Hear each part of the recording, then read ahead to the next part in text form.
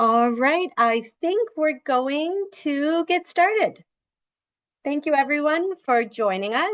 We're really excited to be hosting TRCA Youth Council, co-hosted with Ontario Youth Sustainability Solution, our town hall on fast fashion. So our co-chairs this evening, who I'm going to hand it over to after a couple more slides, are Fatima Abidi, who is a Youth Council Executive Member, and Avika Dharmawat, who is a Youth Council General Member and the founder of Ontario Youth Sustainability Solution.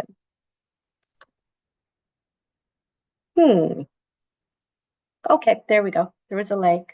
Okay, here's our agenda for the evening. So a little bit of housekeeping. I see everybody entered with their cameras off and muted. We appreciate that, but we invite you to turn your cameras on and of course unmute yourself during the Q&A. So a reminder that we are recording this, and yes, so we're going to start. This is the agenda. We have the land acknowledgement, and then we'll have a quick TRCA Youth Council intro, along with there's going to be some QR codes. I know most people here are Youth Council members, but if you are not and you'd like to find out more, you could scan the QR code on that slide. Same with the Ontario Youth Sustainability intro. If you want to learn more, there'll be a QR code, so just be prepared. Those will pop up. I can also pop them in the slide too. Then we're going to have a presentation by Dr. Miriam Diamond on fast fashion, followed by a Q&A, and then we'll have a presentation by Narishdath, Maraj, and Tricia Crivellaro on the TMU Rebranding Project and Upcycled fashion event, followed by a Q&A. So I'd like to start with the land acknowledgement. So although we find ourselves geographically dispersed today, meeting together in this online environment, I'd like to begin by recognizing that wherever we are, we all work, live, and gather on traditional Indigenous territory. TRCA respectfully acknowledges that the lands we are situated on are traditional territories and treaty lands. In particular, those of the Mississaugas of the Credit, the Anishinaabe of the Williams Treaty First Nations, the Huron-Wendat, the Haudenosaunee, and are now home to many diverse First Nations, Inuit, and Métis peoples.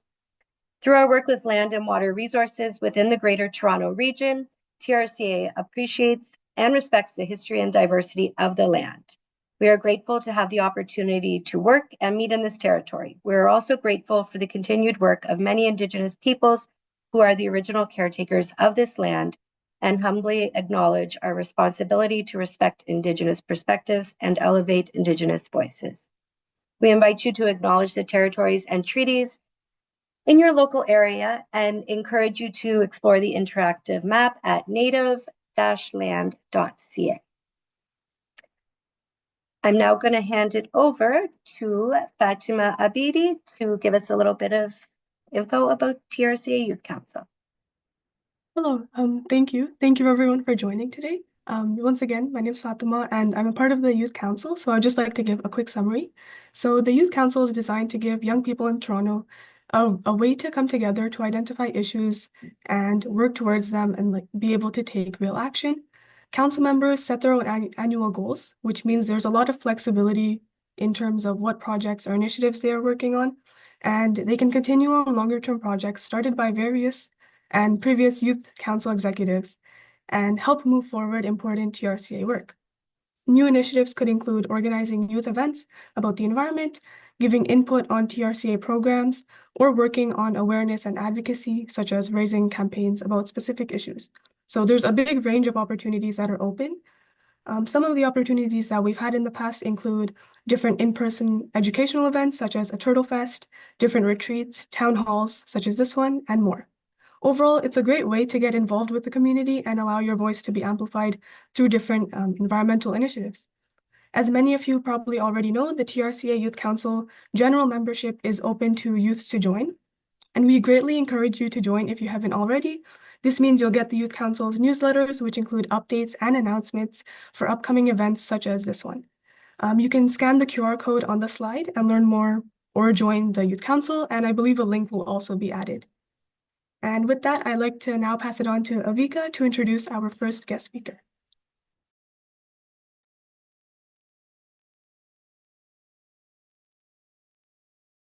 Yeah, so I'll briefly first be introducing OISS. So Ontario Youth Sustainability Solution, or OISS, is a completely 100% youth-led, federally incorporated not-for-profit organization, and we essentially aim to promote sustainability in Ontario. However, we do work outside the province, and technology and webinars such as these also allow us to reach people who are outside of even Canada. Overall, our mission is to provide a space for youth to discuss their ESG ideas and also just to raise initiative and awareness. So we provide youth with opportunities to create sustainable solutions, and that can include conferences, grassroots sustainability projects, webinars, and educational campaigns. We do have rolling applications for general membership. So if you're interested in joining, you can definitely check out the QR code as well as the link in chat. With regards to all of our other initiatives, you're also welcome to explore those. We sent out our monthly newsletters, and you can join through the link on the slideshow as well as the one that will be shared in chat as well. And now I'd like to introduce our first speaker, Dr. Miriam Diamond. So Miriam Diamond is a professor in the Department of Earth Sciences and the School of Environment at the University of Toronto, with cross appointments at the Department of Chemical Engineering and Applied Chemistry, the Dalla Lana School of Public Health, the Department of Geography, and the Physical and Environmental Sciences program at Scarborough College. She's active in promoting sound chemical management at national to international scales, having been the co-chair of Canada's Chemical Management Plan, Science Committee, and Ontario's Toxic Reduction Scientific Expert Panel. She's now a member of the Scientific and Technical Advisory Panel of the Global Environmental Facility, a commissioner for Earth Commission 2.0, and vice chair of the International Panel on Chemical Pollution. Her research has been published in over 250 peer-reviewed articles and chapters, in addition to receiving media attention. In 2007, she was named the Canadian Environmental Scientist of the Year and was a finalist for the 2018 the Nature Inspiration Award from the Canadian Museum of Nature. So before I let Dr. Miriam Diamond share her presentation, just a quick note, we encourage you to ask questions, but please just do so once the presentation has ended. And after the presentation, we will have a Q&A session as well. So now I'd like to hand it over to Dr. Diamond. Thanks, Avika. I'm going to share my screen.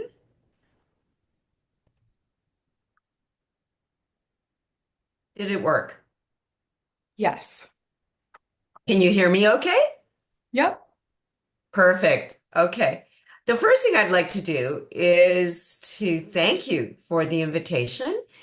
I'm very pleased to be speaking to you. The second thing I want to do is commend you for what you do, you and OYSS. I just think you guys are awesome, fantastic for mobilizing people who happen to be young, all in the name of the greater good. So I just think that's fantastic.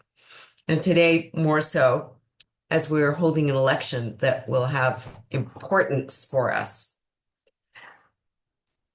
So I will start my presentation. And you said yes to please ask questions after the end because I'm really interested in hearing your questions.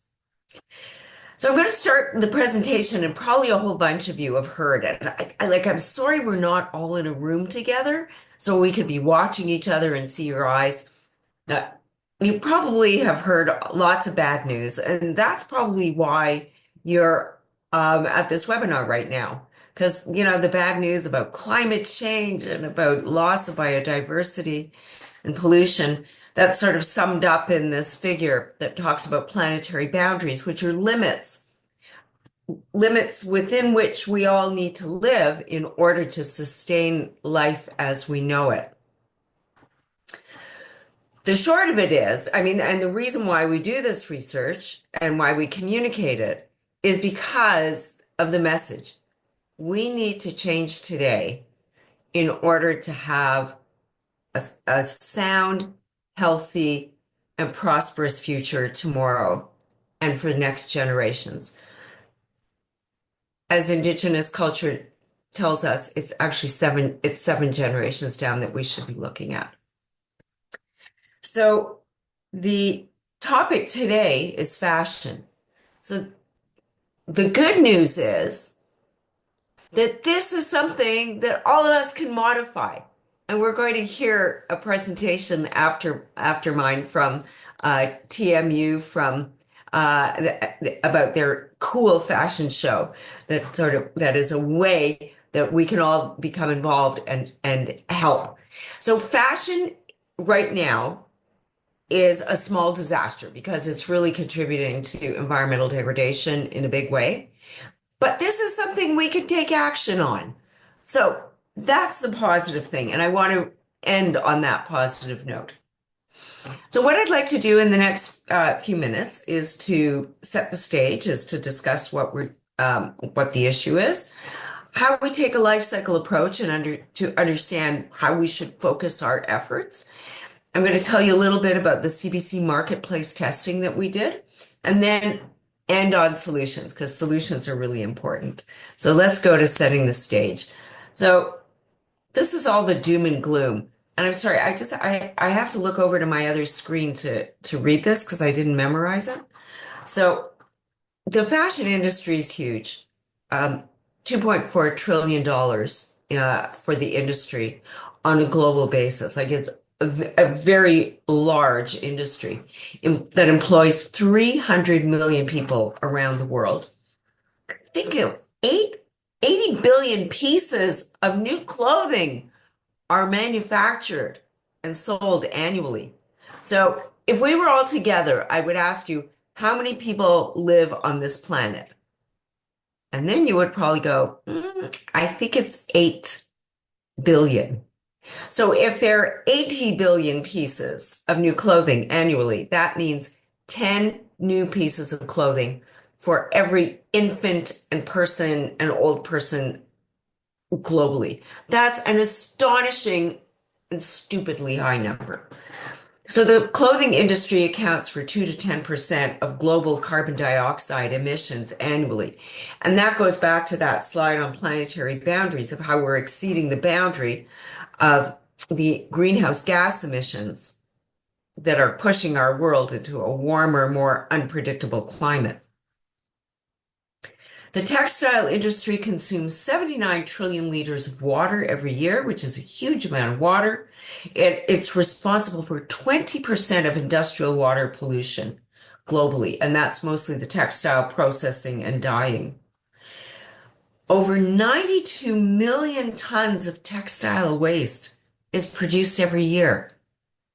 So that's just a huge amount of waste. And it produces about 190,000 tons per year of microplastics in very small fibers. For example, some of our work has shown blue jean fibers showing up in the Arctic and the Great Lakes. Just about everywhere you look has fibers. So how does fashion compare? Well, in terms of the top greenhouse gas emitters, fashion is number 6 of all the industries, where energy is the first. For example, we're all fortunately in warm homes right now, or hopefully most of us are. Not everybody is, but most of us are. And so on. So fashion is number 6 in terms of greenhouse gas emissions. But the growth of fashion is like entirely unsustainable. So what this graph shows, and I hope you could see my cursor. So going from the year 2000 to 2015, just the great rise, the doubling, in fact, of clothing sales within 15 years, 1.5 higher numbers of, and the world GDP, the gross domestic product, went up 1.5 times instead of, in comparison to textiles that have gone up twice in this 15-year time period. In other words, the growth of the clothing industry is gone far faster than the world's general economy. At the same time, the use of clothing per garment has gone down. as will be shown. So, yes, clothing production doubled between 2000 and 2015. So, it's fast fashion. Fast fashion is bad news in terms of resource use, pollution, greenhouse gas emissions, you name it. We, as North Americans, we consume 37 kilograms for each person annually, in comparison to Europe, even that consumes 22 kilograms per person. That's a lot of clothing. The average lifetime of clothing in Germany, then, that is probably longer than in Canada, is 4.4 years. Very short lifespan. So the lifespan of fast fashion is typically 7 to 10 wears before it wears out. So I just want to tell you, tonight I'm wearing my my black wool sweater. Oh, I have to admit, I did just get the scarf, but my black wool sweater that is about 20 years old. So it's lasted a long time. So now we take a life cycle approach. So that was setting the stage and sort of the big picture. But now let's delve into a little bit more to understand what the burden is from fashion. So we need to take a life cycle approach. That means going from cradle to grave. That means going from actually getting the textiles, growing the cotton, or extracting the oil to produce a polyester, all the way to manufacturing, how we wear it, and then end of life, which is largely disposal. So that's what's shown here. Fiber production, yarn and fabric production, then sewing the textile itself. Consumption means that it's sold and we wear it, and then the end of life. So we're going to look, the next series of slides is going to look at the environmental burden according to this life cycle. But before we do that, I want to mention that the life cycle is really complicated. So part of the complication is not just the different stages, but it's that different stages happened in different locations where the materials are transported. So it's so fragmented that even different parts of the same garment can be manufactured in different locations and even different countries, and then assembled in yet another country. So, for example, this figure shows that cotton is grown everywhere from China, India, Pakistan, Brazil, Uzbekistan, and other countries as well. Wood is used to produce rayon. It's used to produce synthetic cellulose textiles like viscose and rayon, modal. There are a whole bunch of other names. So the wood is coming from the US, Brazil, Russia, Sweden. Yarn manufacturing happens in some of the same places, some different places, as does textile manufacturing. Here we add Turkey and South Korea in. So that's just the textile. Then the garment manufacturing happens largely in Southeast Asia as well as Turkey. But trims are made in different locations as well, like buttons and zippers. And then there are retail distribution centers, retailers and consumers. The most garments are purchased in high-income countries, whereas most of the garments are manufactured in low-income countries. And then end of life. Okay, so moving on. So now, what about greenhouse gases? So if we tally up all the greenhouse gases along this life cycle, we see that fiber production accounts for 12%, and yarn production for 12%, the spinning, the weaving for 10%. But the greatest greenhouse gas emissions come from the textile production, and that includes the bleaching, dyeing, and finishing. So it's actually finishing that product. And then in terms of consumption, 24%, which is pretty substantial, comes in laundering. So we can reduce our greenhouse gas emissions, for example, by laundering with cold or at least lukewarm water, as opposed to hot water, because that's where lots of the energy is consumed, as well as drying our clothes. I hang up my clothes to dry in my house or apartment, and it has a great benefit of humidifying the very dry air in the winter. And in the summer, I try to put it outside. So I hardly use my electric dryer. Okay, how about fresh water use? So the global industry consumes 212 trillion liters of water per year, or that's the equivalent of 610,000 liters of water per person per year. Most of that, or a lot of that, goes into cotton irrigation, also production, bleaching, and dyeing, and laundering. So here again, you see the fresh water consumption along the life cycle with the fiber production, 20%, consumption that's for laundering, for 35%. So what do? You try to launder your clothes less. And how can you do that? Well, one way to do that is by having less synthetic garments, which tend to pick up body odors a lot more readily. But don't buy um, uh, don't buy stain-resistant clothing that has forever chemicals in it. Not a good way to avoid extra water use.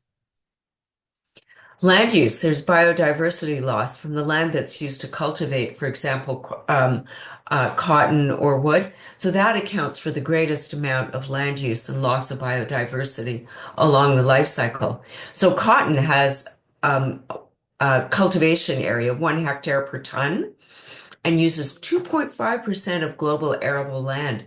Wool has a much larger footprint in terms of production of 278 hectares per ton.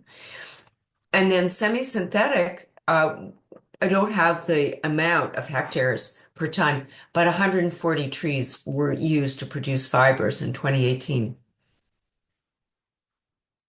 Well, 15,000 chemicals can be used during manufacturing. So that goes everywhere from the pesticides that are used to cultivate the cotton, the bleaching agents, the dyes, which can be, the dyes in particular, as we'll see in a moment, can be quite toxic.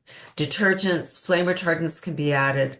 Stain repellents such as PFAS can be added, but fortunately, we're going to see less of those because of some recent legislation passed in US states.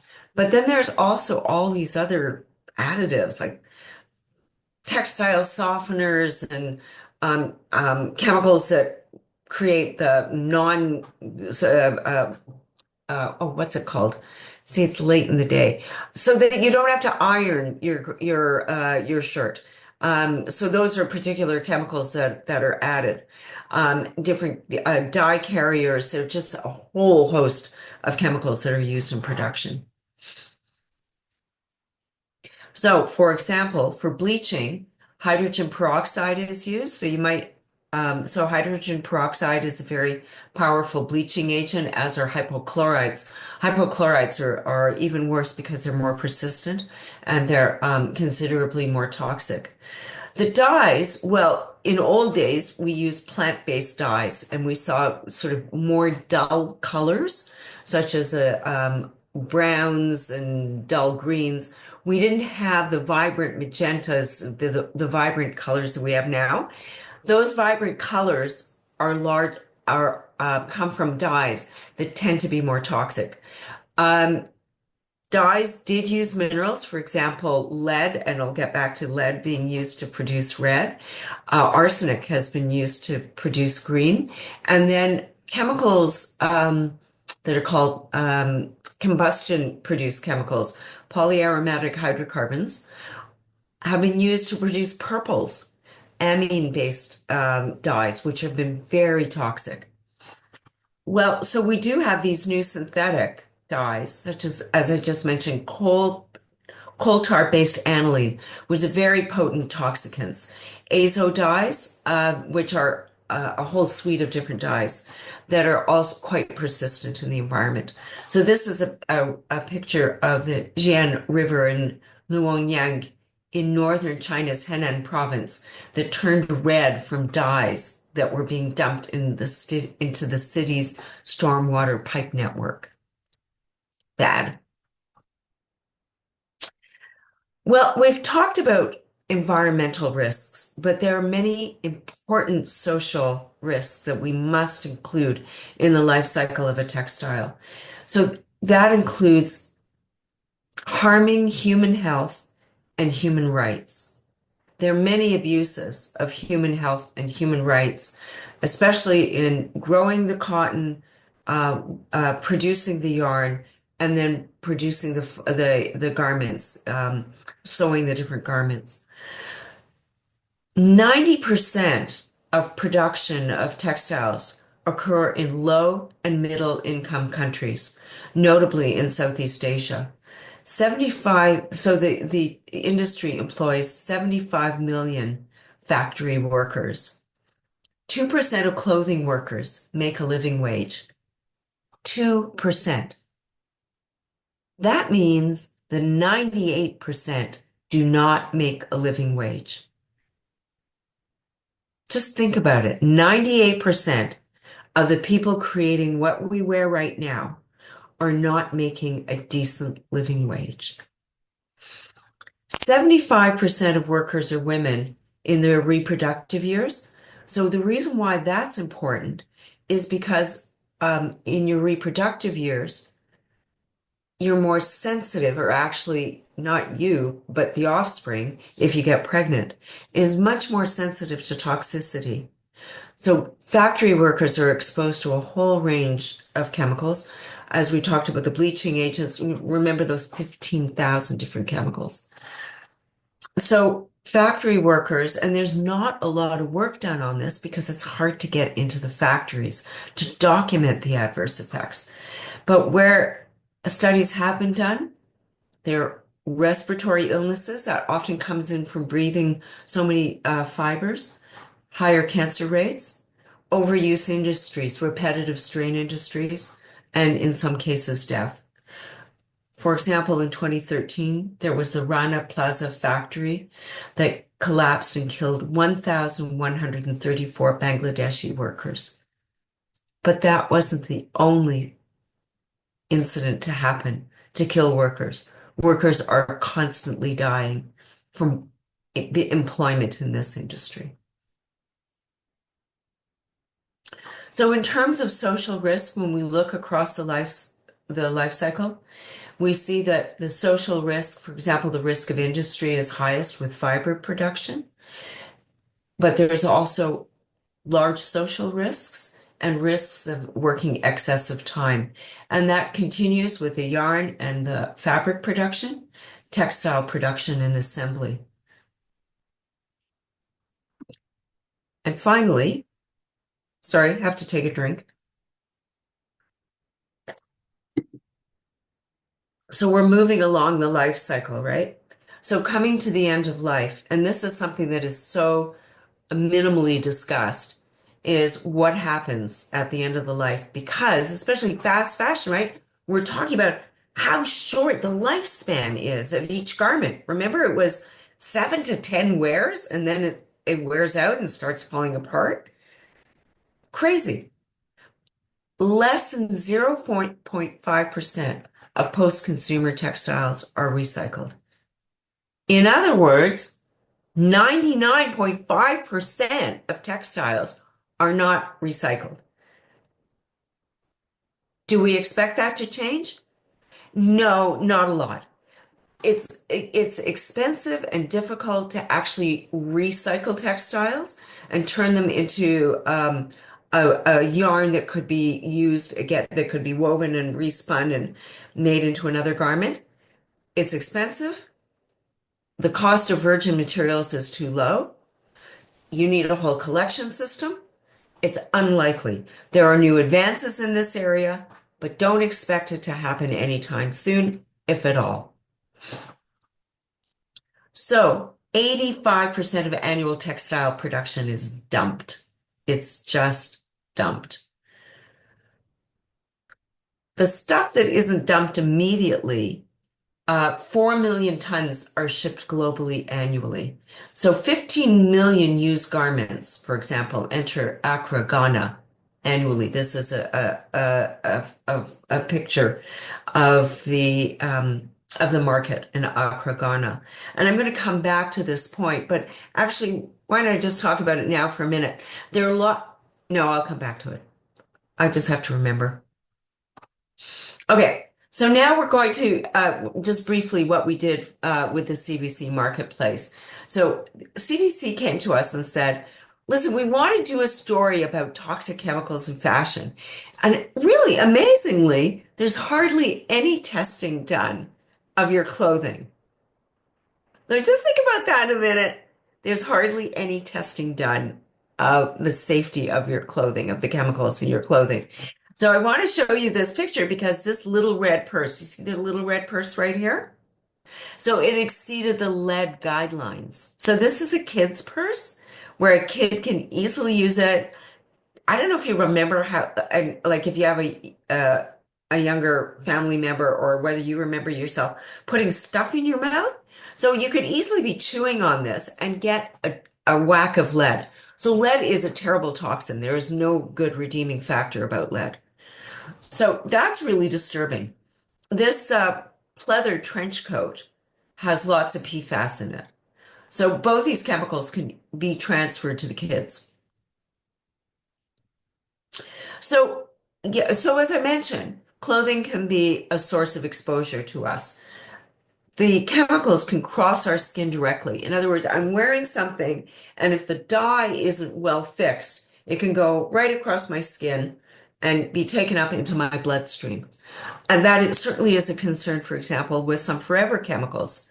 And that's why I'm very pleased to have just read that we will be seeing less PFAS in menstrual products because we don't need forever chemicals in menstrual products, where especially when you're wearing it close to your genital area, which has very high dermal absorption. In other words, very high uptake rate across the skin. No, like that's just wrong. Okay. And I mentioned that the other source of exposure is mouthing, but then there's also indirect exposure by transfer of clothing. For example, that pleather jacket containing PFAS.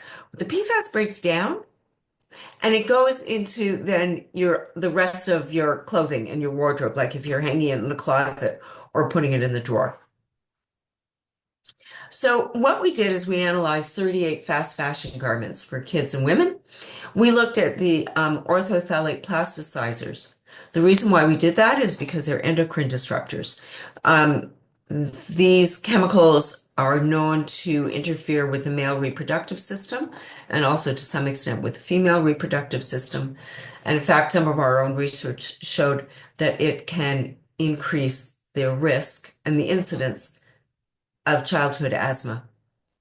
Then we looked at metals. Actually, Kevin Wilkinson at Université de Montréal looked at the metals, lead, arsenic, and cadmium that I pointed out in the little red purse in the kid's trench coat. And then my colleague Marta Venier at Indiana University looked at PFAS. Showing you, just look at the hot spots here in red. So these costumes, I don't even know what to call them, but these it's a Disney costume, and this is another costume with this fancy applique on it, and they have the highest level of phthalates. We did the phthalates in my lab. But what we did in testing last year is found out that garments both our thinking was that a garment with an applique applied to it. For example, you've seen appliques on t-shirts and sweatshirts and so on. It's like a plastic applique.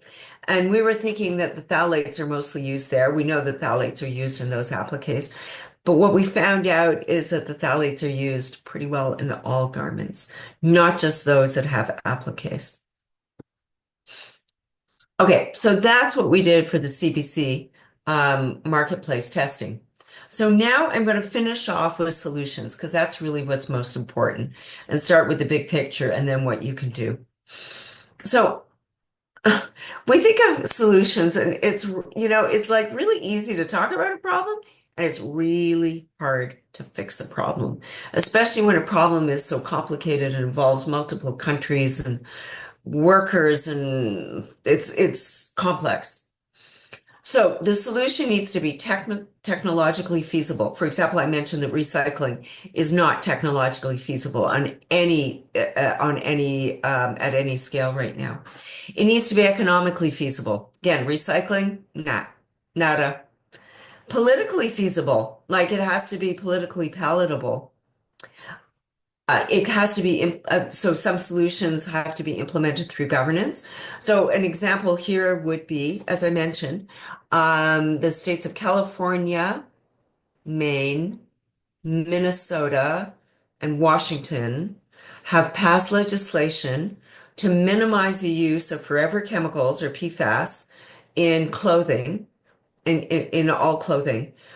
So what's happening as a result of the legislation passed largely in California and these other states is that in the North American market, we're going to see less PFAS on all garments because it's an integrated market. So we didn't have to pass the legislation. It was passed in California. It's going to benefit us. But we needed the legislation to push to get the PFAS out of the garments. We need sectoral buy-in. So the California legislation, I'm pretty sure, had buy-in from, for example, the early adopters like Patagonia and Keen's to substitute the PFAS in their articles. And there's voluntary measures. I'm not a big fan of voluntary measures. I don't see that they're working.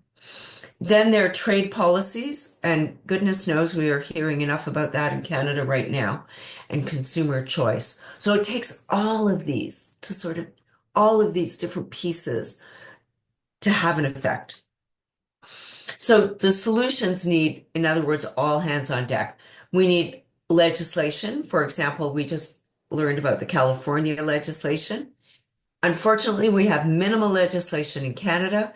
We have limits on lead and cadmium in kids' clothing. That's about it, but we don't necessarily test routinely.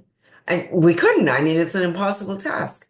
But we don't have legislation to limit PFAS use in garments, except for legacy. Oh, I don't want to get into complications, but we have regulations on 3 of the 14,000 chemicals. We need industry buy-in. For example, I mentioned Patagonia and Keen's, and there are some other front runners that are adopting best practices. We need retailers buy-in. For example, Walmart came out several years ago and said, oh, we're going to try to get flame retardants out of our furniture. They haven't talked so much about textiles, but retailers can be really important. And you, consumers, that's where we have some action and some power. Okay, so let's just look at the science first. So what's the science of the best fiber? So now you're probably going to be upset with me because there's no simple answer. I love wearing cotton, but cotton is terrible in terms of its water footprint. It guzzles a tremendous amount of water, uses lots of pesticides. It is not a great fiber because of that, because of all the irrigation that's required. If you do have high quality cotton that lasts forever, then that's very good. But then anything that lasts forever, it can be a good alternative if you can keep wearing it forever and doesn't go out of style immediately. So for example, I have my maybe not so fashionable, but anyways, my black cardigan that I'm wearing for so many years. Polyester, it lasts forever. It also sheds fibers that last forever. So it's not necessarily the great. Then there are non-cotton cellulosics like rayon. Well, this doesn't, if we were to include the amount of chemicals that are used, for example, for bleaching rayon, bad news. Bad news in terms of bleaching. Polyamide is nylon, uses lots of energy. Wool, we saw, uses lots of lots of hectares, but those are sheep that are grazing. So that land would not have been used for other purposes. So I kind of walk back the problem of using a lot of land for wool. And wool, if it's high quality, can last a long time. The winner, though, in terms of this ranking, is hemp. Okay, next. Can we achieve a circular solution here.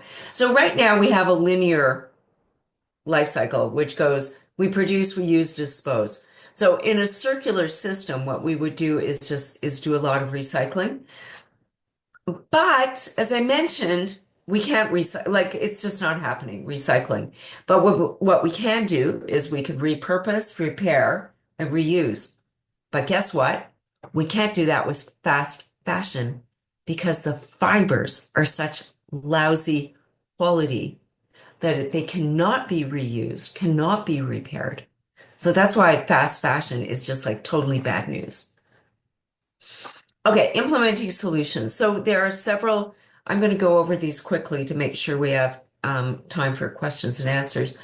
There are large sort of programs to try to tackle the pollution that's created in the textile industry. Not so much the fast fashion, but the pollution to try to improve standards and practices in factories. For example, doing the dyeing, doing the bleaching. So here's a UN program, for example, that involves Bangladesh, Indonesia, Pakistan, and Vietnam. So often, what's occurring in these countries is that there are small producers that contract with the big producers. For example, Joe Fresh, or I don't know, whoever, whatever. So the small producers contract with these individual operations, which can be family-run operations. And what's needed is investment in improving the technology so that it's less hazardous. So this program with the 45 million over 5 years will hopefully reach an industry that employs 10 million people. And these are just some of the statistics here. This is 12,000 synthetic persistent chemicals that are used in the textile industry. So it's again to improve practice. Here's another one. So this is a public-private partnership between the Global Environment Facility, and for full disclosure, I'm involved in that as a scientific advisor.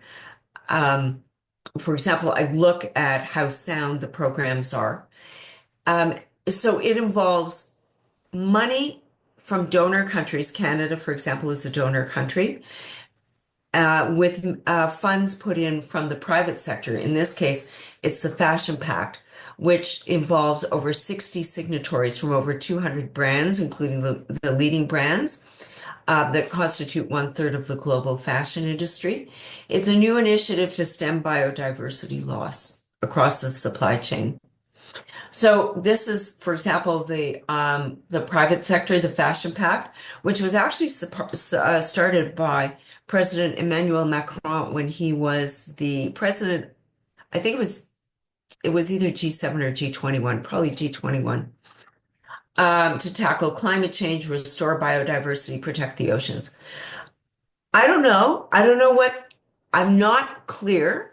I haven't seen data on what's actually coming from this voluntary agreement from the Fashion Pact. I know they've got a great website. I personally prefer regulation, so I would like to see evidence of what the Fashion Pact is doing.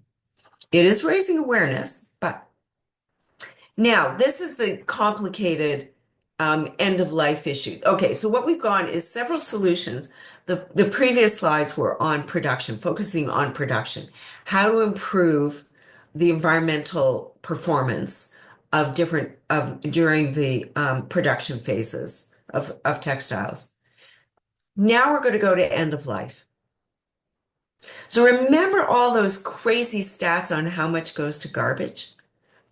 I forget already what the big number is. So there's these huge shipments going from wealthy countries to mostly to low income countries. So for example, I don't know how many of you have seen those clothing boxes that say, donate your clothing here. Unclear what's happening, but some suspect that clothing is being shipped over, unfortunately, to some low-income African nations. So what's happened is there's this great dump of used clothing into several African nations, Central African nations, low-income nations. The clothing is cheap, and what it's done is to undercut domestic textile production. So these countries were producing their own clothing, but the influx of cheap used clothing from high-income countries has cut out the profitability of the domestically produced textiles. But this is complicated because in the meantime, a whole industry has grown up of people who buy and sell these used textiles. And it's a little bit like e-waste. You hate it, it's being shipped over to low-income countries, but in the meantime, some people in low-income countries are making a living by, in terms of e-waste, dismantling it and getting the copper out of the wire. And in clothing, it's a matter of selling. Well, this is really complicated, but it shows you what tariffs can do. So in 2015, the East African community agreed to completely ban used clothing imports by 2019.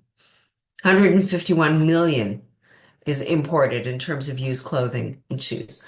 So Rwanda, Tanzania, and Uganda raised taxes on secondhand clothing imports and offered incentives to local manufacturers. But what happened is there was unhappiness within those countries in terms of the people who sold who sold these used textiles. But there was also a pushback.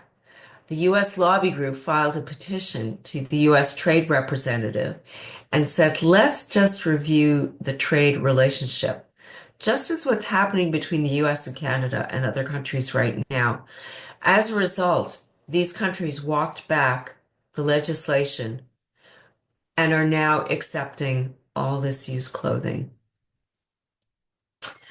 I read that in 2023, Nigeria prohibited importing of secondhand clothing.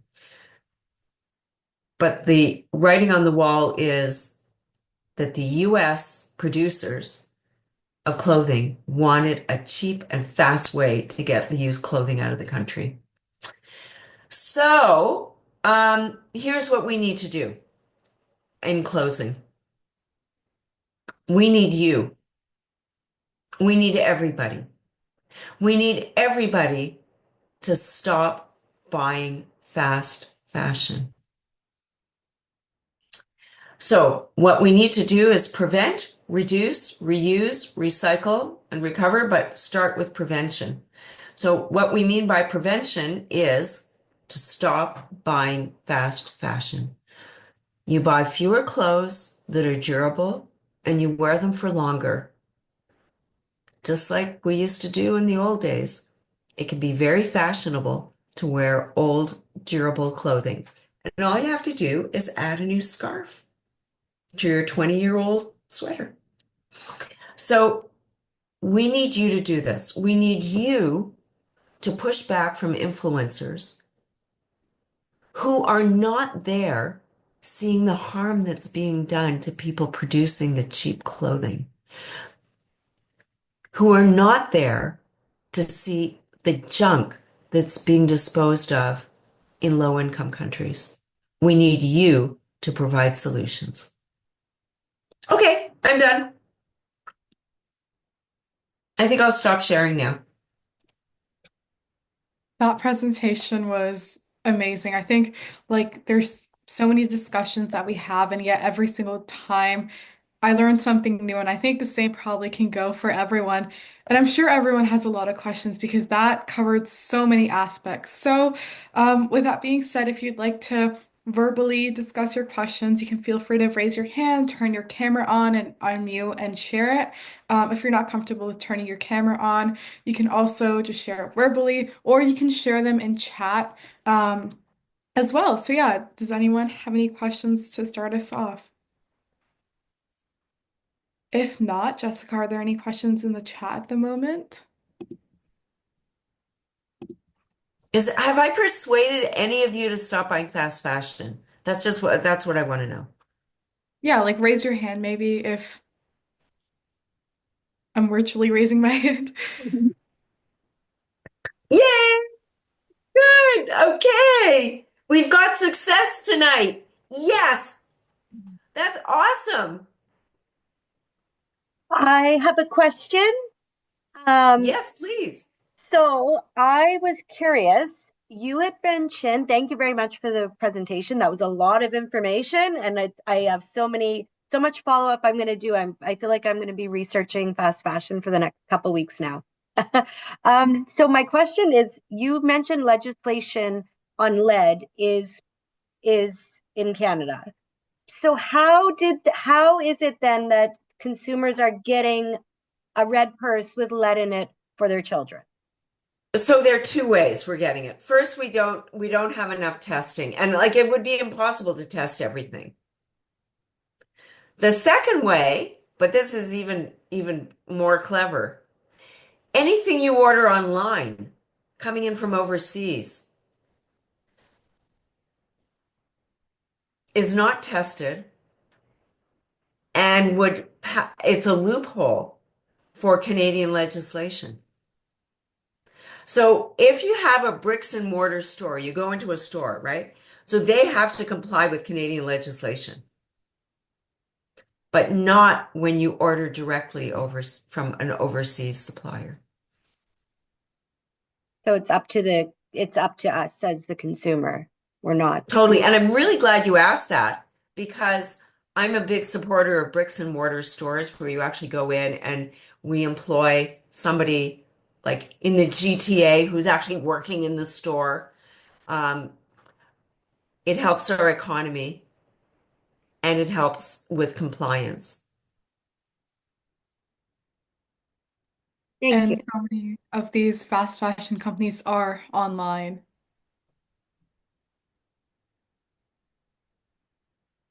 Which is, yeah.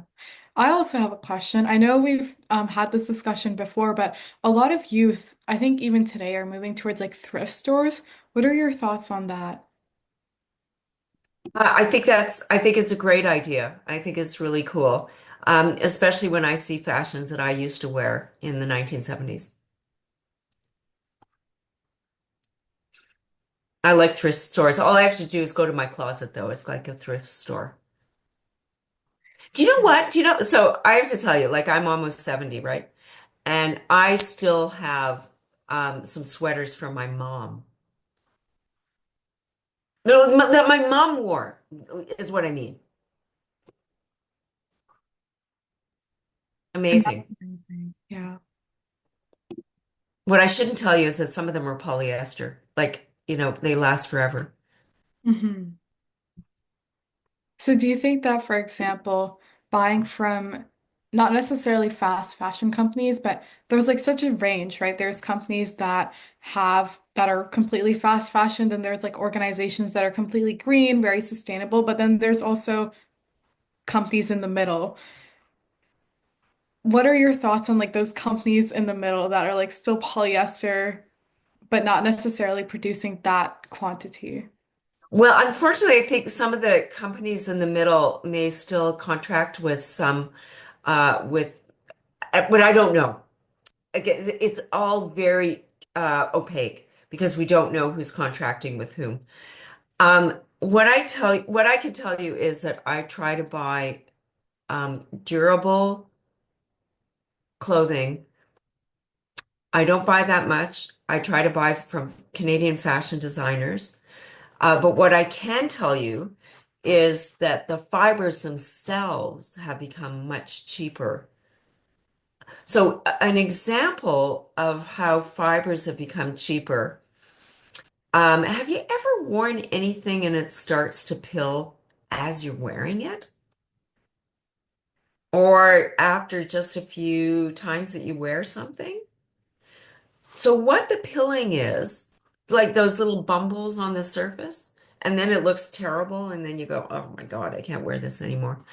So what that is, so fibers are made out, so the each strand is made up of a whole bunch of different fibers and they're spun together.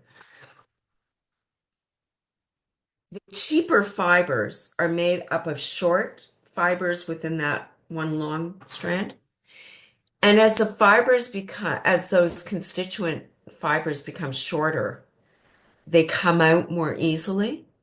And that's why, just as you're wearing it, the fibers start to come out and pill, as opposed to a very durable fiber that has long strands and doesn't pill. So that's an example of just, it's not even necessarily fast fashion, it's just lousy quality textiles.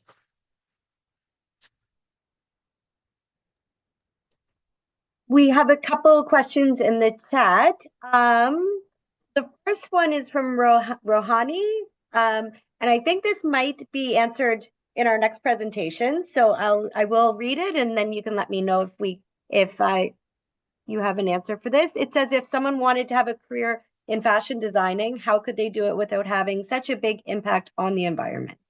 Oh, I'm going to leave that to Narish and to Tricia. No, That's what I thought. So now we have they're the experts.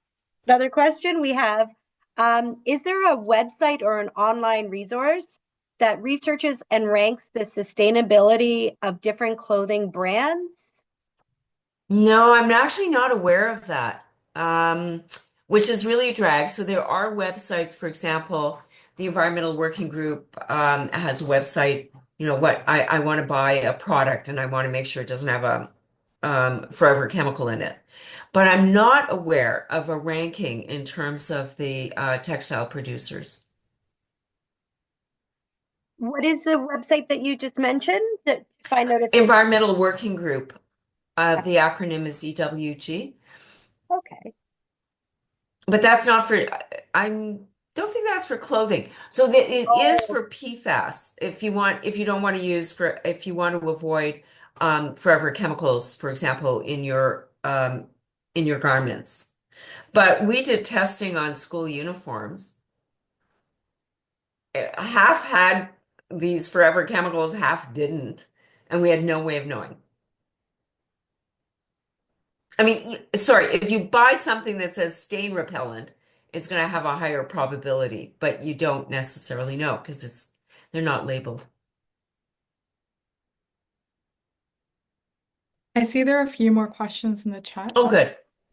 yes. There's a question from Go and so it's about marketing and digitalization. Do you really use them for this purpose correctly and effectively? When we consider youth and their abilities to use them so effectively to change things for the better. So I'm wondering if this question is speaking to, are we using marketing and digitalization to the best of our ability to promote sustainability in fashion?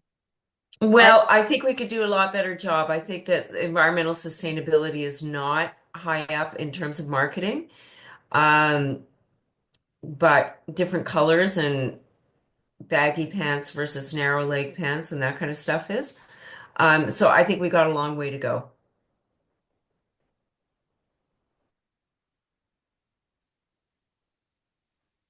We maybe have time for one more question, 1 to 2 more questions. If anyone wants to pop them in the chat or just raise your hand or even unmute and just share them. Yes, I hope I didn't dissuade anybody in the beginning when doing the housekeeping. What I meant to say was I appreciate everybody's mics off, but please feel more than feel free to what am I trying to say? Take your undo your camera if you'd like to and ask your question. Oh, the Fashion Transparency Index. Thanks, Tricia. Yeah, it might be a useful resource. I always think those indexes are never perfect, so you'll have to, deep dive in it and do some bit of reading, but it might be answering some of your questions. It's very difficult because of the lack of testing, to actually know how accurate or what it covers. Um, And I know that from the work done by Alden Wicker, who wrote this great book called To Die For, DYE. And we've just tested a bunch of kids' mattresses looking at, for example, you could get certified textiles that are certified to be more eco-friendly. So, not all the products actually meet the certification, unfortunately.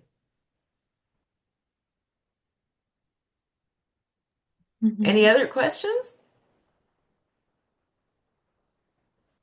I think that's all the questions there are. But yeah, if anyone has any more questions, we'll try our best to answer them after the webinar as well. But thank you so much, Dr. Diamond. That presentation again, like I still have so many questions as well, and I think which is always great because that means that there's always something we can learn more about. And now I'll be handing it over for our next presentation.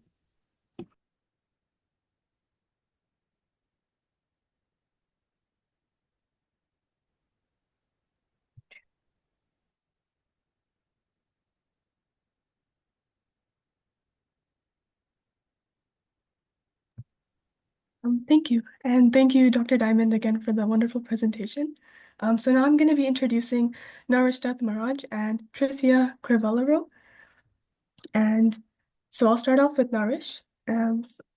So he's a fashion designer, artist, and creative visionary who began his formal training at the Art Institute of Fort Lauderdale, where he graduated magna cum laude with a Bachelor of Science in Fashion Design.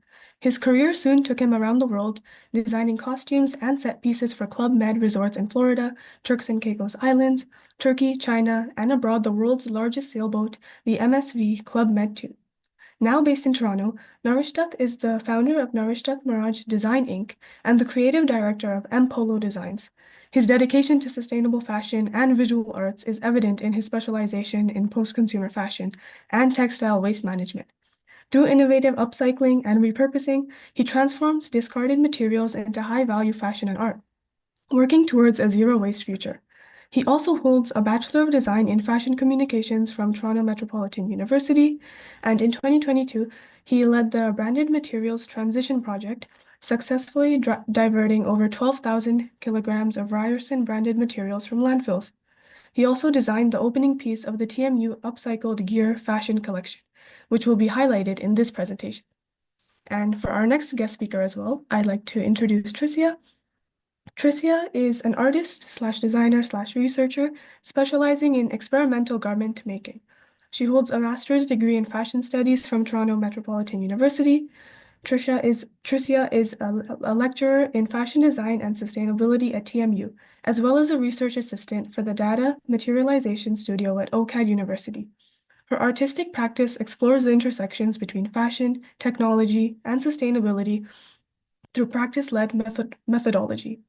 Her current research focuses on developing new textiles and garments by repurposing byproducts and textile scraps from fashion garment production, as well as donated or unwearable garments and accessories. Her creative projects have been showcased both locally in Montreal and Toronto, and internationally in Antwerp, Belgium, New York, and Weimar in Germany. Tricia's work and research was pivotal in the creation and execution of the TMU Upcycled Gear Fashion Collection Show in 2022. So I'd like to hand it over to Narish and Tricia now for the presentation. Thanks so much, Fatima, for introducing Narish and I. I'm just going to share my screen.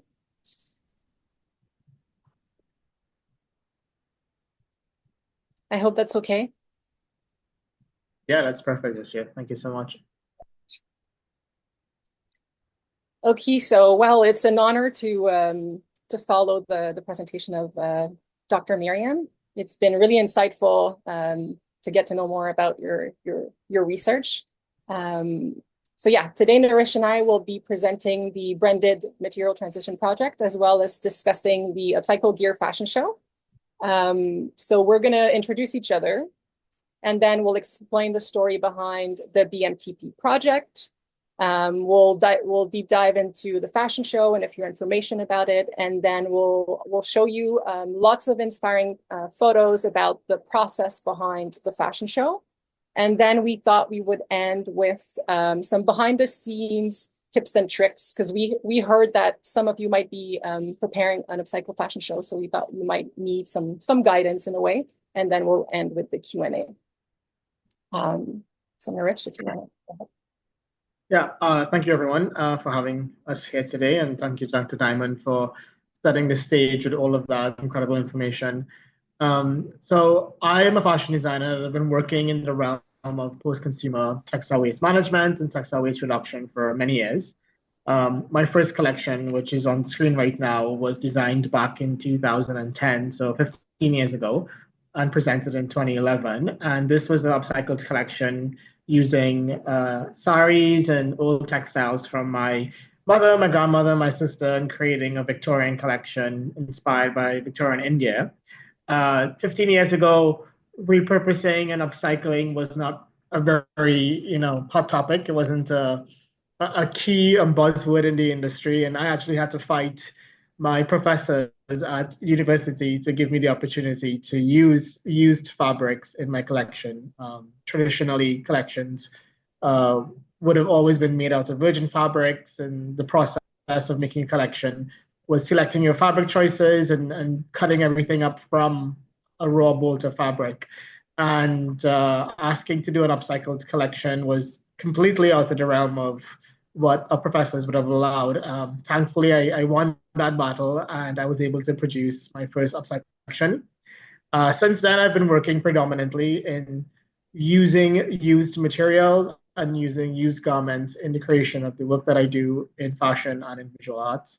It's difficult to use 100% upcycled material in the production of pieces. So as you know, you still have to line pieces or fuse pieces, and there is a significant amount of the material that is used, but a small percentage is virgin material.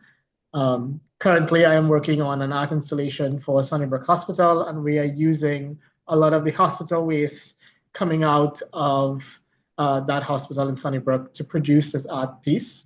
And a significant amount of the material coming out of this, the waste stream, is polypropylene, which is a synthetic fiber that's very textile-like. So this product and this project is still very heavily based within the realm of textiles. And so this is just a little bit about the work that I've done and I'm continuing to do. And I've been a designer for over 15 years and predominantly in the realm of post-consumer textiles. I can hand it up to Tricia. Okay. So my name is Tricia Crivellaro. As Fatima mentioned, I'm an artist, fashion designer. Similarly to Narish, I've been designing for a bit more over than 10 years. And in the past few years, I've been now teaching at Toronto Metropolitan University at the School of Fashion. And I'll do a bit like Dr. Miriam did. So today I'm wearing something that I made, and that is made out of scraps. So I love scraps. So you can see on the photo on the left, these are some scans of scraps that are that were coming out of a fashion garment production.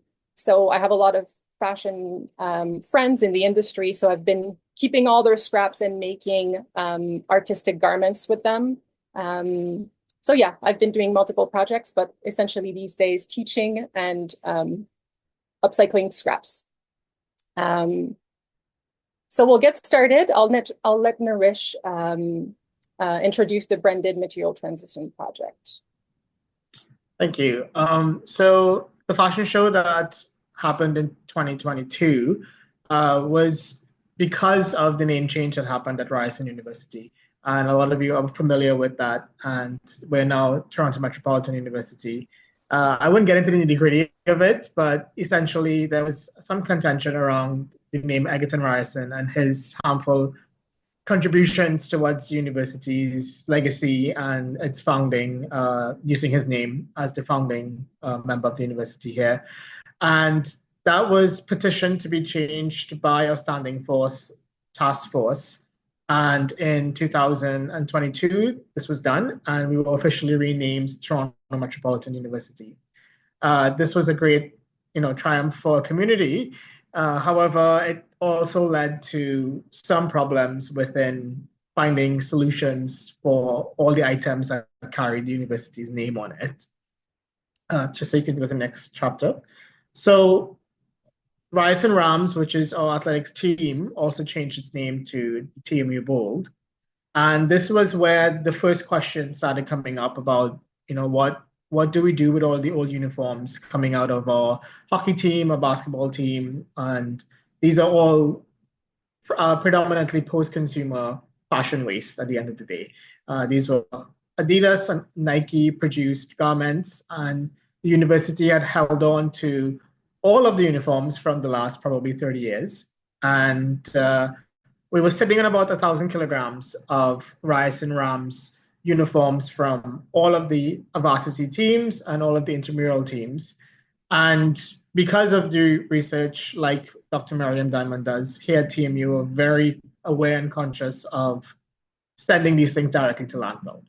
And today we'll speak more towards the fashion uniform sides of things, but this project ultimately dealt with all of the materials that carry the university name on it. And we're talking everything coming out of departmental swags, the departmental store, the campus store. So everything from textiles to plastic to ceramic to glass to metal, all these material types. And we have successfully diverted 12,000 kilograms of material from landfill. And this entails, covering up the branding on certain items that we were able to cover up. We were also tested removing the branding from some items, and we were able to do that with a significant amount of it. However, the most sustainable approach to reusing a garment is to put the least amount of resources into that and reusing it as is. So a lot of the pieces had to be reused as is, and we really tried to find a diversion destination or a community that we knew would use these materials for the longest possible life it can give. And this is just some data from what Canadians and Americans do. Dr. Diamond mentioned a lot of it before, so we won't get into the numbers here, but we throw away a lot of textiles in North America. And we found that consumers just don't see the value in it. They don't see the value in that raw material that they're throwing away and what that can be repurposed into. And as Dr. Diamond mentioned, the physical recycling of textiles into new fibers is a very, very resource-heavy process. It's also a very chemically heavy process, and that very rarely happens. And the problem is we already have all of this material. We can't change that. How do we use this material to add value to it? In the sense of, can we make something that we can reuse as a garment? Can we make something to reuse as a tangible, useful product? And within our School of Fashion, we know that we can do this. And this is a saying that really stuck with us during this project, was that the land has rights, and we as people, we have the responsibility. And with great power comes great responsibility, and we are the ones that have the power to make the difference and make the change. And to make that change, you have to go back to the beginning and where things start, and that's in the design process. And how do we use the opportunity to develop a sustainable strategy to celebrate the changes that are happening in the community, but also to be game changers in the industry, to know that we have an ongoing problem when it comes to uniforms going out of play every 5 years. How do we take this material and do something good with it and make sure it doesn't end up in a landfill? And this ultimately led us to demonstrating our core value, which is championing sustainability and the university's core values of being game changers in the industry. And we really wanted to honor the planet and the community and honor the next chapter with some repurposing, upcycling, and a little bit of recycling that happened with the branded merchandise. So the fashion collection that was ultimately produced came from all of the materials in the branded materials transition project. So we were able to use not just textiles coming out of the athletics department, but textiles coming out of all the other departments, as well as materials like the stationery and the keepsake materials, so lanyards and all the other materials that had the university's name on it. This is just some photos of, this is just uniforms. These are just uniforms of how much uniforms carried the old university's name on it. And there was probably about maybe 10 times the amount of these bins. And we know that these pieces actually have a really good and long life cycle. Unfortunately, a lot of it's made out of synthetic fibers and polyester.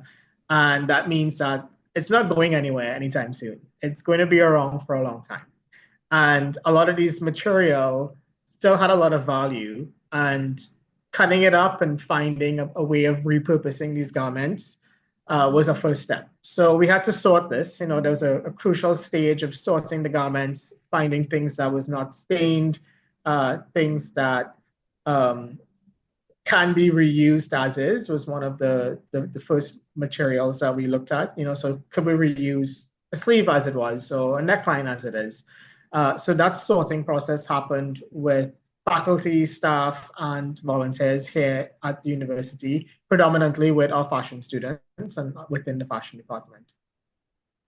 The first step from that sorting process was finding the garments that we could easily patch. So we were able to print the logo and the new branding on small patches, so covering up the pieces that were easily sewable, and this actually led to us saving a lot of money within the department. So we focused on the athletic uniforms for the staff, so the coaches and all of that, members who had uniforms that was easily rebrandable. So that's first step, was just using the pieces as is, finding the lowest resource implementation to save these garments from going to landfill. And we were able to patch hundreds of garments and getting them back into the original life cycle it was used for.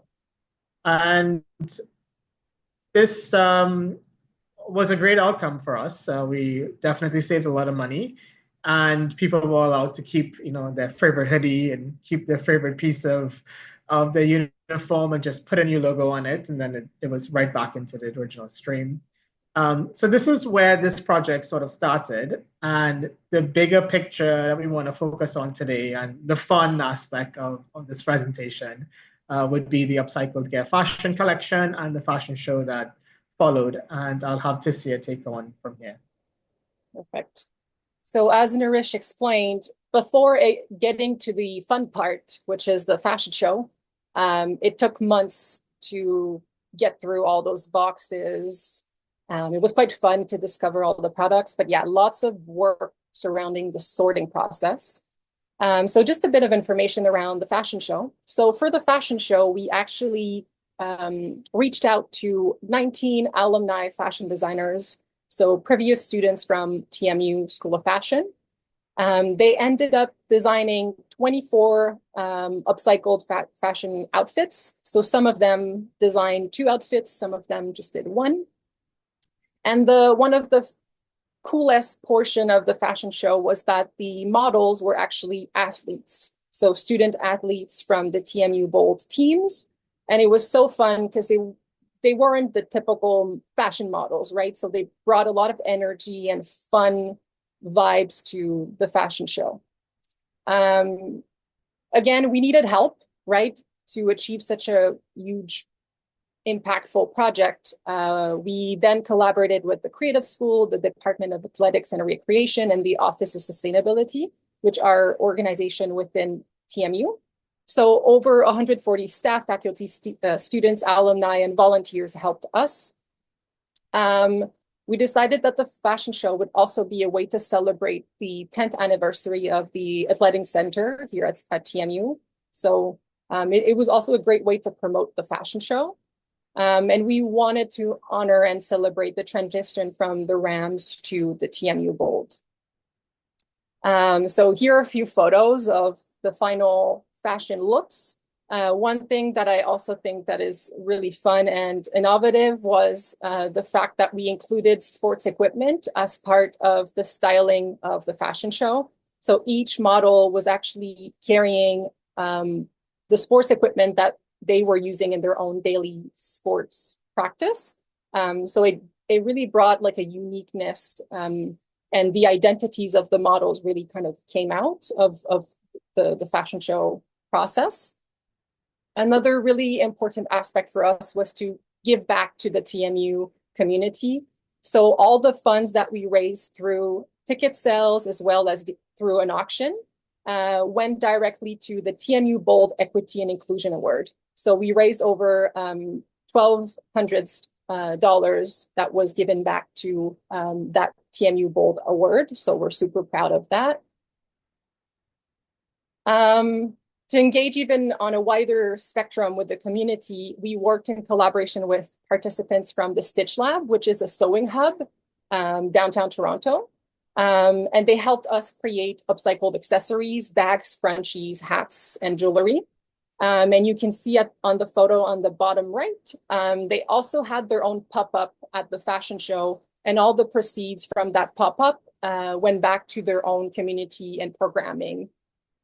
So again, it's great when you're organizing a fashion show that you're able to integrate the TMU community, but the wider Toronto community. So it was amazing to work with the Stitch Lab. And here's another long list of other collaborations and external partners.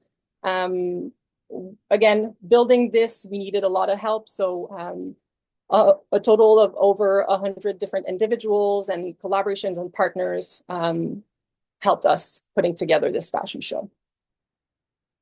And this is more like the specific team that was working day and night on the fashion show. So we had the event and production core team, we have the fashion design collection team, and we had the Brendan Materials Transition Project, which Narish was part of. So lots and lots of people involved.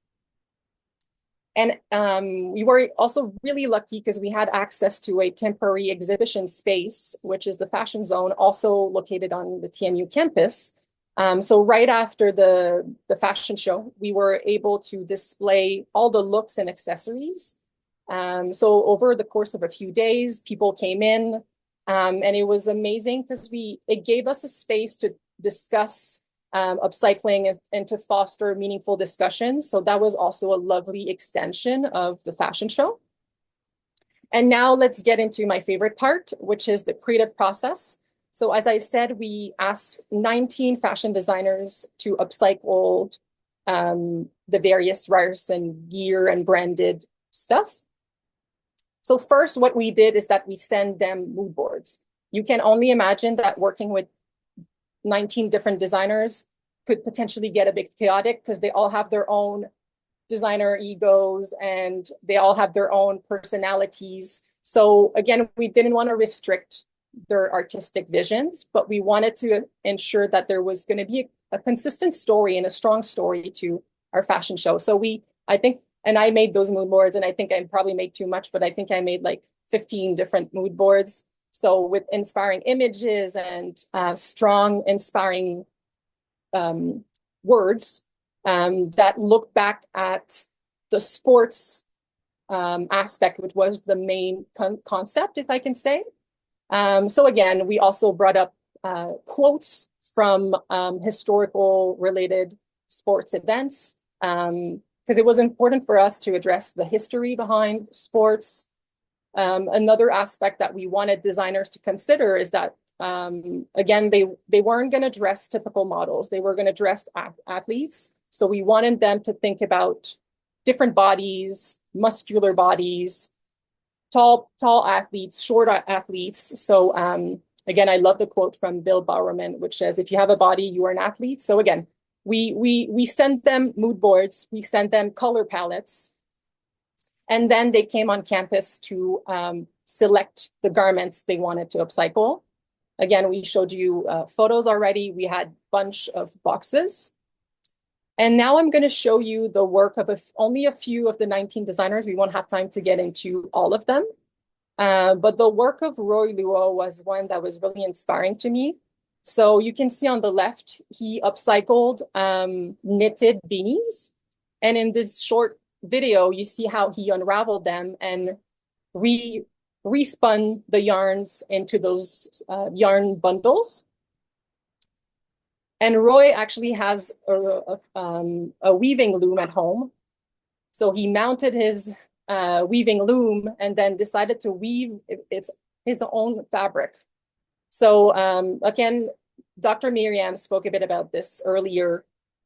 Upcycling and repurposing takes so much time. So I don't even have the exact amount of hours that took Roy to make this piece, but it ended up being a scarf that was really beautiful, which you can see in the middle. And on the right, you can see how it was only an accessory. So it wasn't even the full look. So you can only imagine how much time it took to Roy to complete the full look.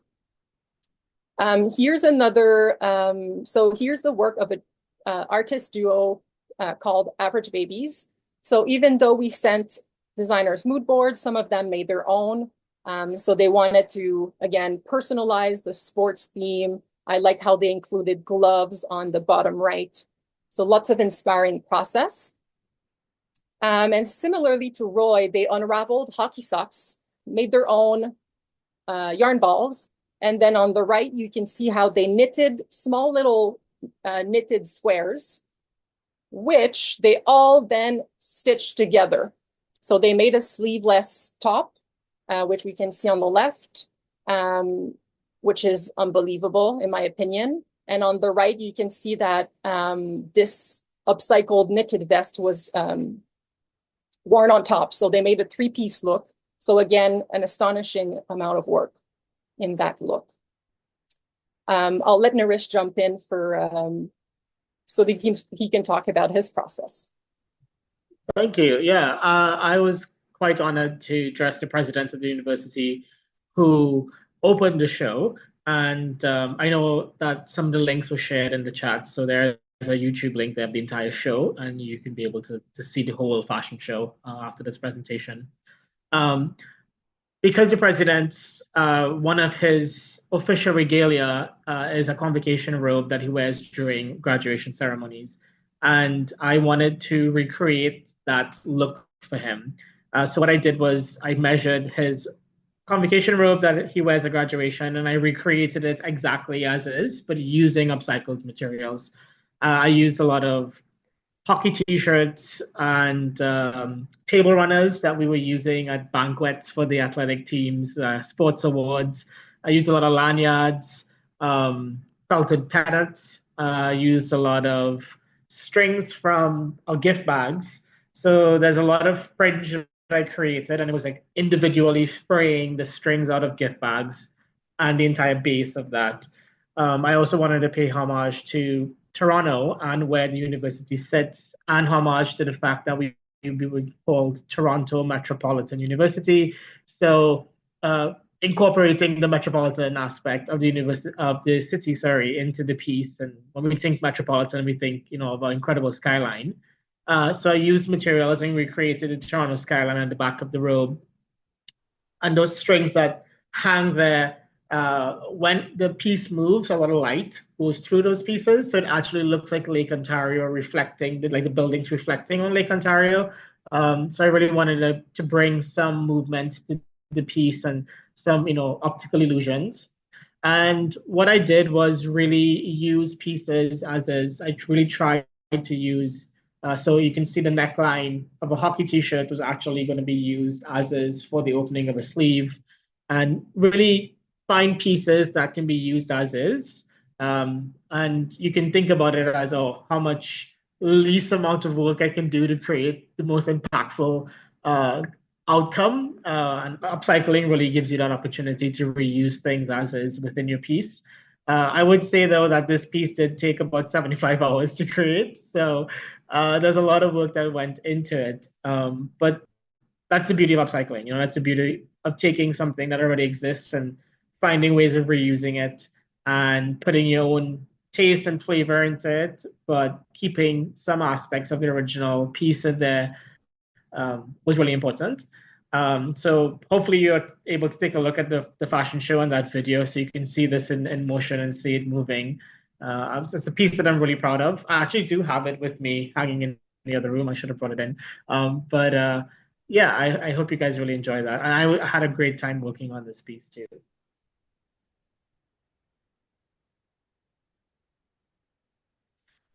This is some work from another designer, Olivier.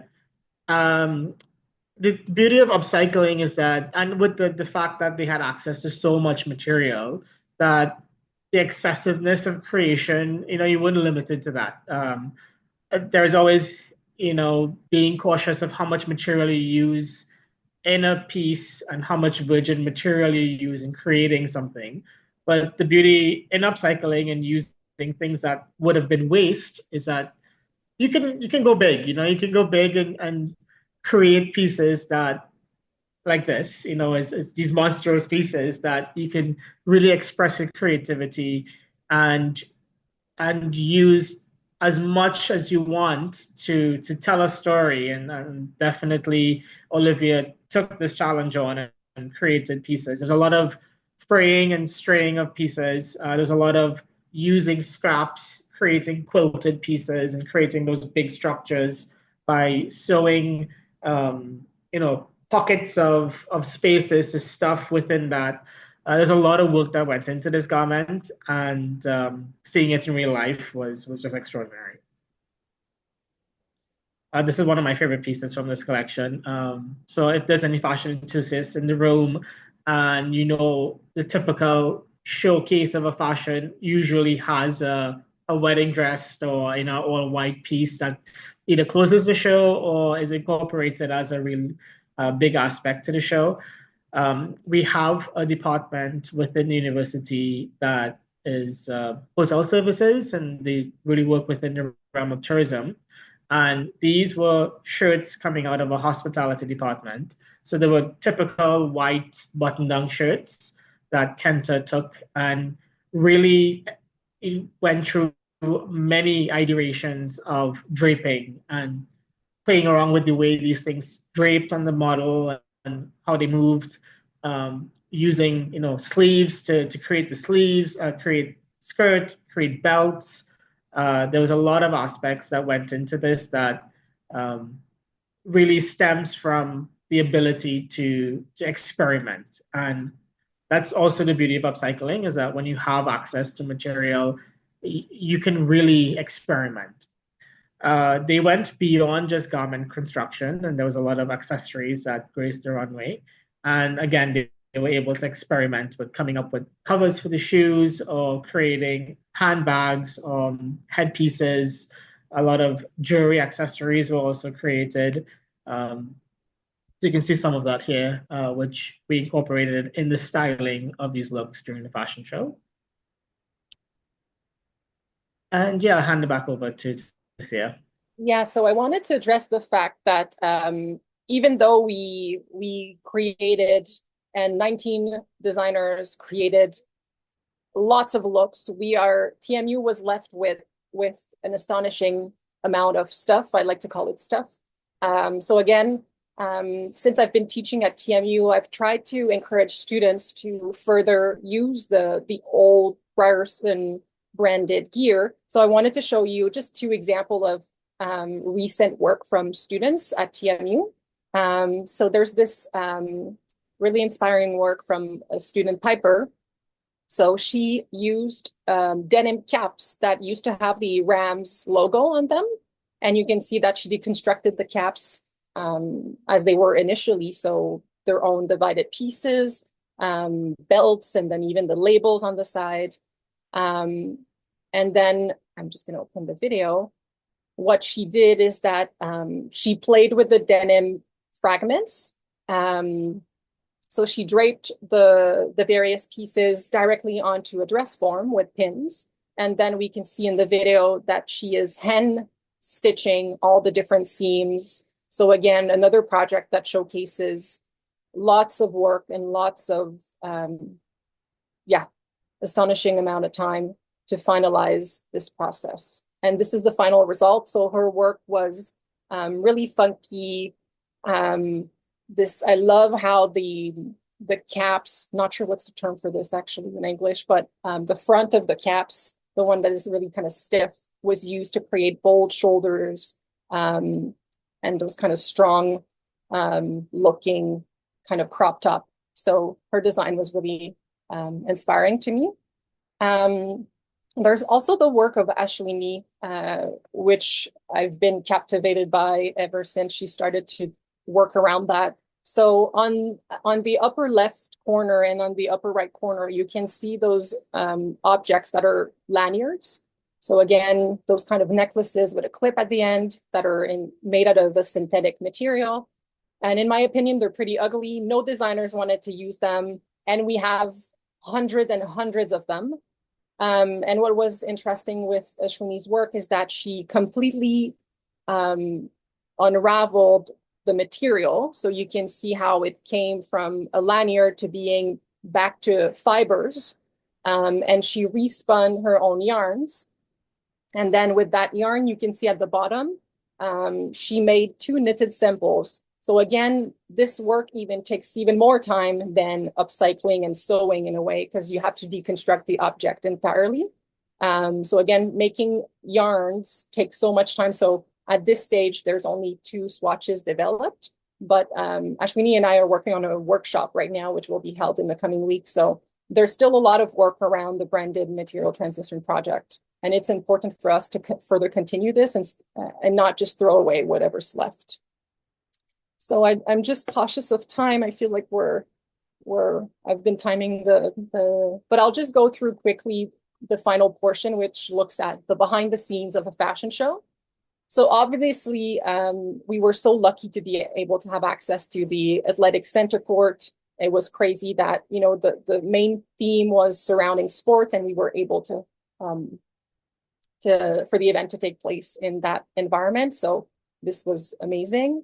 The fact that it was in the athletic center, we had access to fitting rooms. So this is, of course, something you have to consider if ever your group decides on taking over the challenge of doing a fashion show. So it was great because we had access to so much space.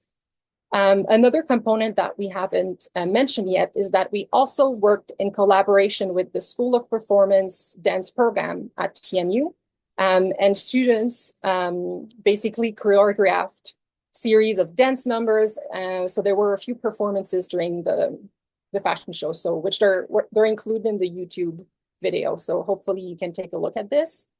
We had to come up with mood boards for makeup, again, to ensure that there was a consistency in the aesthetic of the fashion show. And we did the same for hair and accessories. And then again, we also needed lots of space backstage for hair and makeup preparation. So again, it was funny. All the hallways were packed with people. It was a lot of fun. We also had a dedicated hallway for lineups. So if ever, again, you're organizing a fashion show, it's really important that you build those lineups that you're placing backstage to ensure that you're following the flow of a fashion show. So those lineups include all the information that surrounding the models themselves, but also what they're going to be wearing. So again, we had so much people were involved. So we had volunteers making lineups.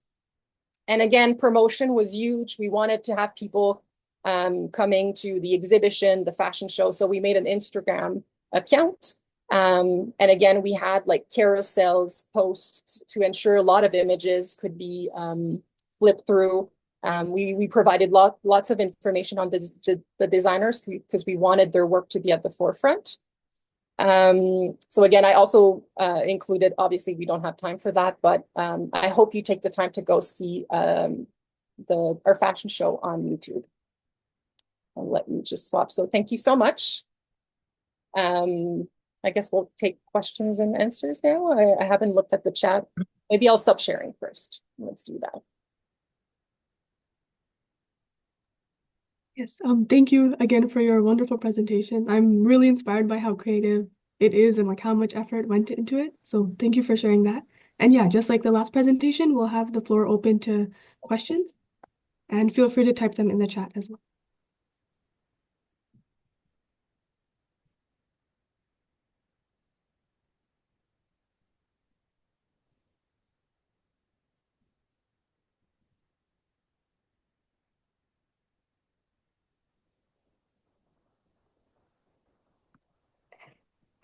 Thank you so much for that presentation. That looks like it was a lot of fun. And I'm really inspired, and I'm really happy to hear that it's not over. It's like ongoing, and who knows? I mean, you say you have a lot of stuff and you don't really want to have that much stuff, but it's kind of a blessing in disguise because you can now teach upcycling for so long with all of this stuff. So we have some questions in the chat. Our first question is from Avika, and I'm going to ask Avika, do you mind actually asking it, because I cannot pronounce two of the words in there. Yeah, for sure. Awesome. So I think just like this is not fast fashion, but from Medium, what we see, especially in regards to fashion, what we see a lot of is haute couture. So I wanted to get to know about your opinions with regards to that. Like, do you think it is sustainable? Do you think it's moving towards sustainability when we see like all of these huge celebrities and almost for every event and like new pieces? Yeah. Well, I don't know. The first thing that comes to mind is I saw recently, and I think it's been over the past year actually, but you might have heard of the company Miu Miu. It's pretty high end, and they just released their first upcycled collection, right? So upcycling is slowly getting in each stream of the fashion industry in different ways, right? Local designers have been using it and I guess they're using it for different reasons as well. I'm also thinking of the Coach bags. They're pretty well known, and they also started this initiative called Coachtopia, and they're recycling basically the scraps and they're making new materials with it. So I would say that or at least in my personal opinion, upcycling is slowly being used as an approach, even in haute couture. I feel like designers at this point don't have any other choice, and consumers are pushing them more and more, right? On social media, people are commenting and everything. So yeah, this is what I would think. Yeah, what I could add to that is it's going to be a huge uphill battle, and it's going to be a very slow process. Particularly within the haute couture environment, because a lot of fashion consumption is just habits, and it's changing consumer habits. And the group of people that acquire these garments, they want the esteem of having something that's one of a kind, and thousands of hours that goes into these pieces.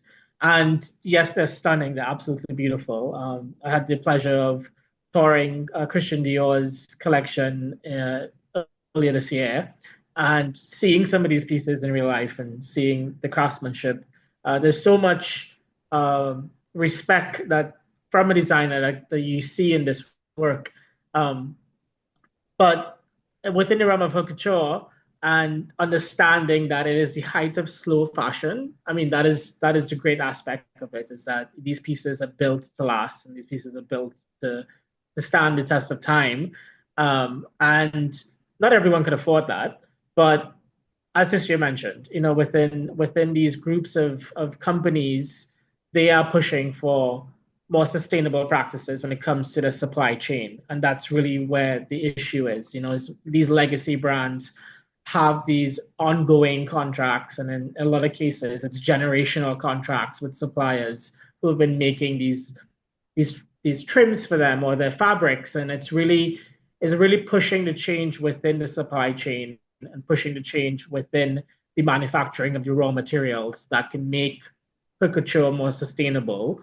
But it's a slow change. It is a slow change. Recently, Stella McCartney, who was heading the sustainable arm of Louis Vuitton Moet Chandon, actually rebought her shares from the company, which was a little bit of a step back for the umbrella company. But that also shows that companies like Stella McCartney that really wants to push change is getting a lot of fight and a lot of resistance from the parent companies, and taking back ownership of the company, hopefully gets more power back into her hand to make the influential change that we know that that brand can have within the realm of haute couture and high fashion. So yeah, it's a little bit of a give and take. There's lots of companies that's doing great work, and then there's lots of companies that just are not going to change their habits, because when you're making millions of dollars, why change that, right? So it's going to be a bit of a give and take for many years before we see real tangible change in the industry. Thank you.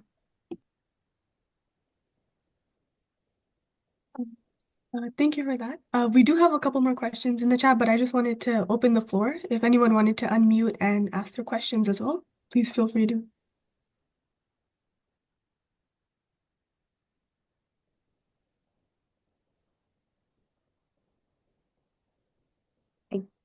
Don't see any hands, but so I'll go to one of the chat questions now. So this question is from GoK, and it says, my question for the designers is, besides Instagram, is there any other commerce tool that people can search the products from the, I'm guessing the collection pieces from the show?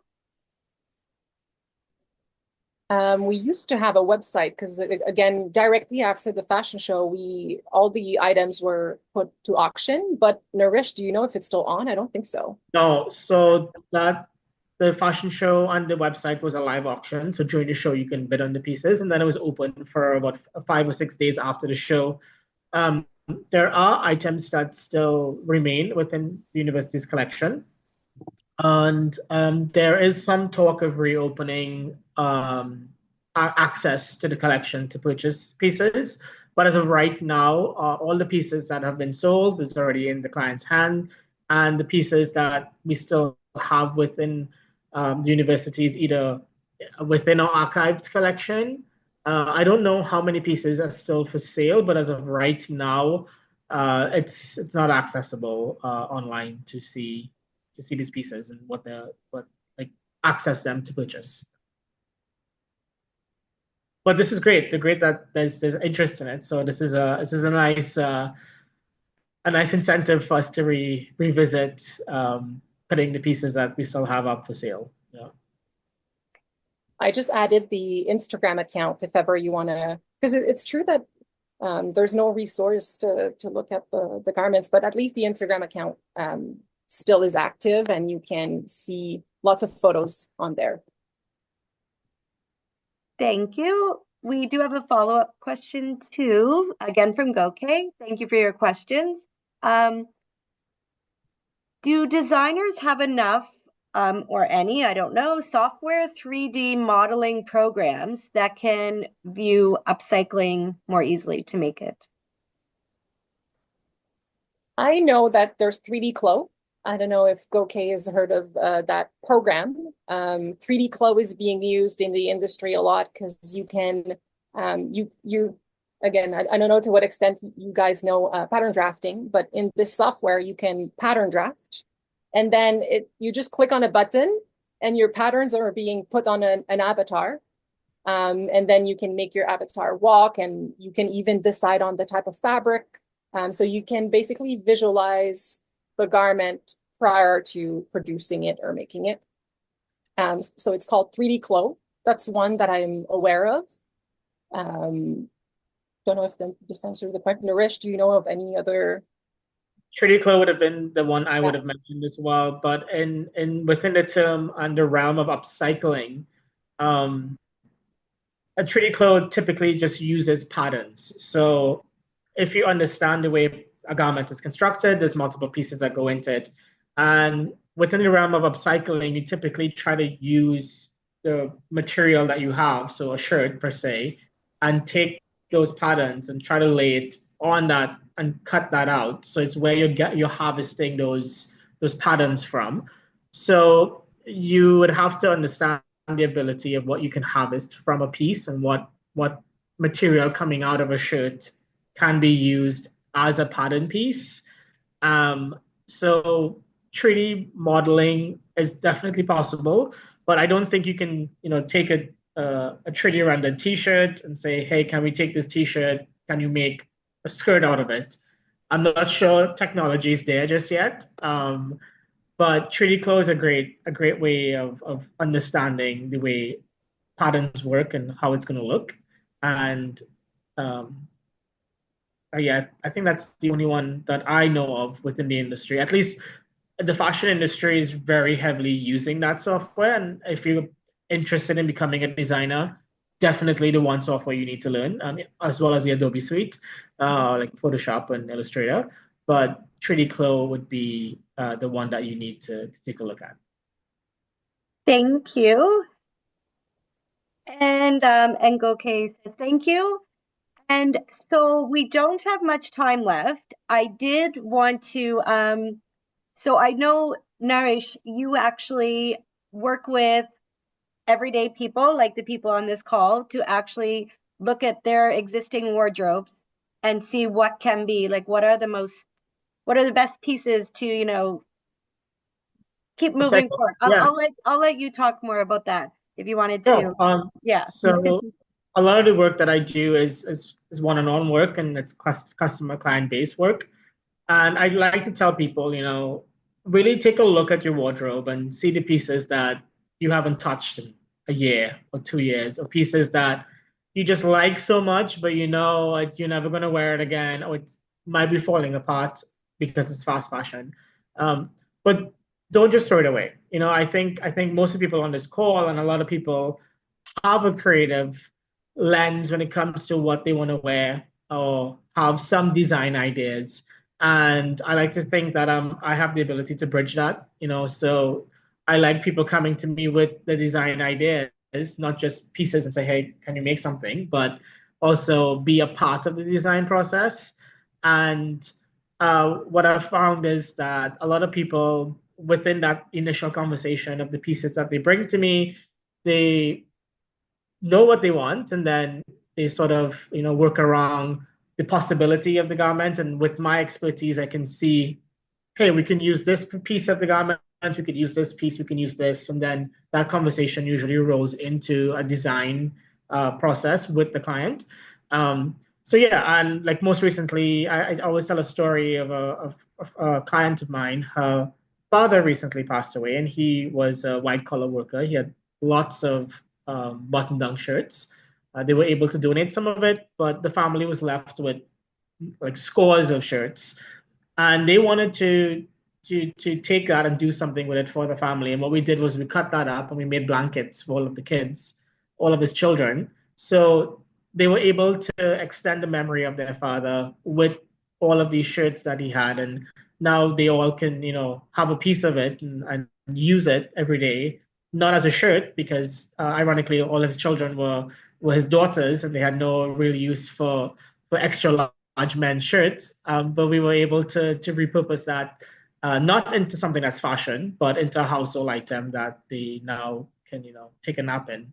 So that's the work that I do. Yeah. So if anyone's interested in upcycling pieces, please feel free to reach out. And the good thing about upcycling is that you already own the raw material. There's zippers, buttons, Velcro, yardage of fabric that you don't have to buy. And being a part of the design process, all you have to pay for is the time for a designer to help you create something that you want. And you will be creating a one-of-a-kind customized piece, which is the height of fashion. So you can divert your waste and be very fashiony.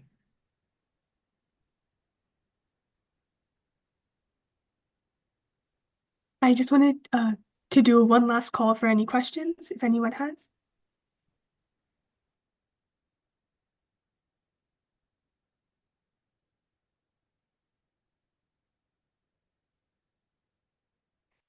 So thank you. And thank you, Fatima, for introducing this last presentation. It was awesome. I'd like to thank both of you for taking time to present to us this evening, and hopefully there'll be some follow-up conversations and connections that come from this. And we will probably reach out to you as we decide later in the year what our follow-up event to all this knowledge that we learned tonight will be. So thank you very much. And thank you everyone for taking time to come and join us this evening. yes, we will be sending out a follow-up thank you email to everybody with tons of information that you heard about this evening. So if you didn't catch anything in the chat, or it will come in the follow-up email. So thank you and have a good night, everybody. Thank you. Thank you so much. Bye.